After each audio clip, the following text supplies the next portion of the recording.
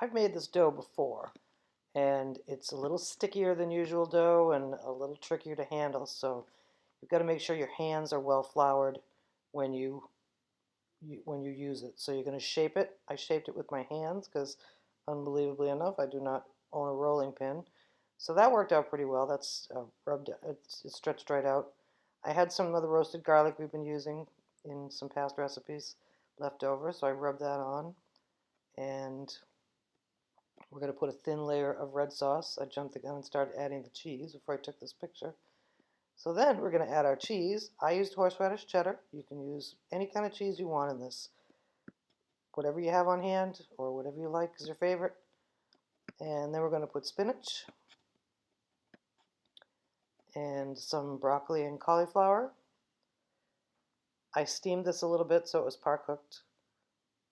It was a little crunchy when it came out, but I like it that way.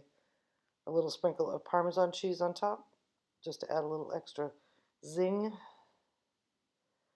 We're going to fold in the ends and pinch. Like I said, this dough is a little bit tricky to work with. Use a bench scraper or a knife to scrape it off the thing and fold it up. And fold in the sides, then fold the long ends in. And like I say, make sure your hands and your board are very well floured. You may end up with some holes, as you can see from the picture. I used egg wash on the bottom just to keep those from leaking out. Then I flipped it over onto a baking sheet and egg washed the rest of it.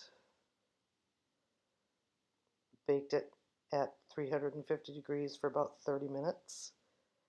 And it did leak out a little bit around the edges, but I shoved it back in. And it's a knife and fork calzone, but it was delicious.